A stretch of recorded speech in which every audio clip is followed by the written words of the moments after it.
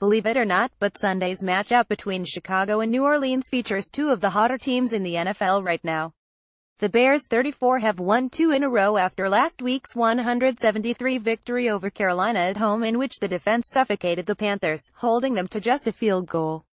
Eddie Jackson did all the scoring, as the rookie safety produced touchdowns on a 75-yard fumble return and 76-yard interception return.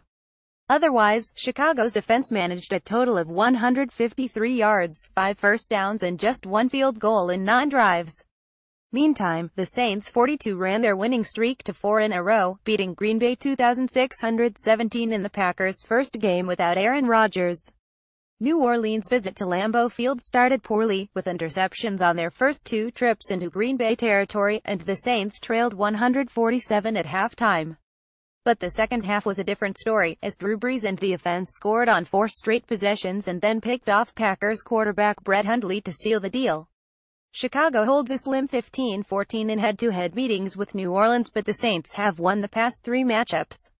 Chicago at New Orleans kickoff Sunday, October 29 at 1 p.m. ET Channel Fox spread Bears 9-3 things to watch. 1. Can the Bears' ground attack contribute enough to keep the pressure off Mitchell Trubisky? Success in running the ball is the key to winning the game for the Bears. In their 3 victories, they have averaged 4.4 yards per carry and 173.7 rushing yards per game. In defeat, they have averaged 3.9 yards per carry and only 90.8 yards per game. It is no coincidence that the only 2 100-yard rushing games for the Bears this season, both by Jordan Howard, came in wins. Trubisky, a rookie, will start his 4th NFL game in the Big Easy.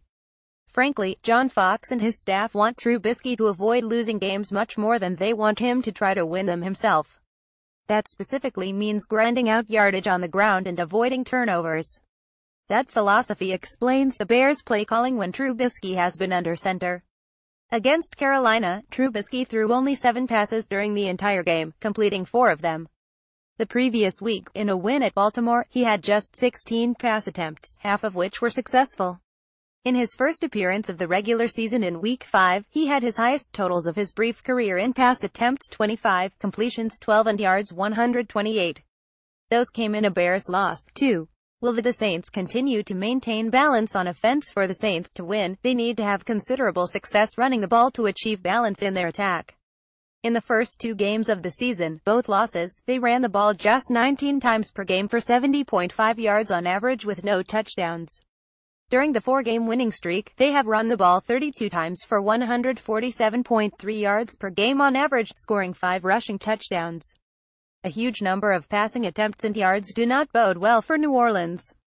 In their losses, Drew Brees averaged 41 passing attempts for 316 yards and 1.5 touchdowns per game. In the following 4 games, his average passing attempts and yards dropped to 34.5 and 246, respectively, but his average number of touchdowns rose to exactly 2 per game.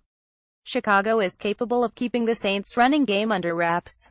Only one opponent has piled up more than 150 rushing yards in 7 games against the Bears. They have held 3 teams under 100 rushing yards. 3. Can the Bears make this a low-scoring affair? Chicago's offense cannot hope to win a shootout in New Orleans. The target number for the Monsters of the Midway is 19. When the defense has held opponents under 20 points, they have won all 3 times. They are 0-4 when the other team's offenses has scored at least 20 points. The Bears need to play keep away with the ball.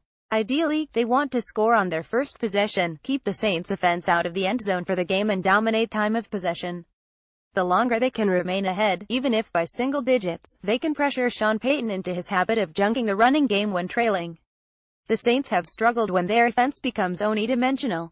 Final analysis: there's no doubt that the Bears' defense single-handedly won the game against Carolina. It is unlikely that their defense can replicate last week's 2 touchdowns.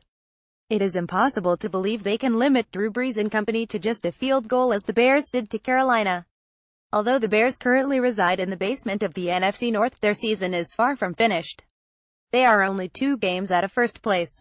They need to extend their 2-game winning streak by picking up another conference win. With a victory, they would remain within striking distance as 2 divisional games follow the trip to New Orleans. With 4 straight wins and everyone else in the NFC losing during the past 2 weeks, the Saints slipped into the lead in the NFC South. Besides staying ahead of its divisional rivals, New Orleans has an eye on the rest of the NFC. The Saints trail the Eagles by 1 game and the Vikings and Rams by a half game in the race for the top seed in the playoffs. They need a win to keep pace.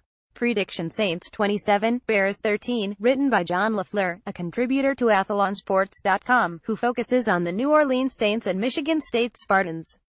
He also frequently comments on other teams in the NFL and in NCAA football. Follow him on Twitter at FreebieConnoisseur and read his viewpoints at gridironconnoisseur.wordpress.com and at gridironconnoisseur.blogspot.com.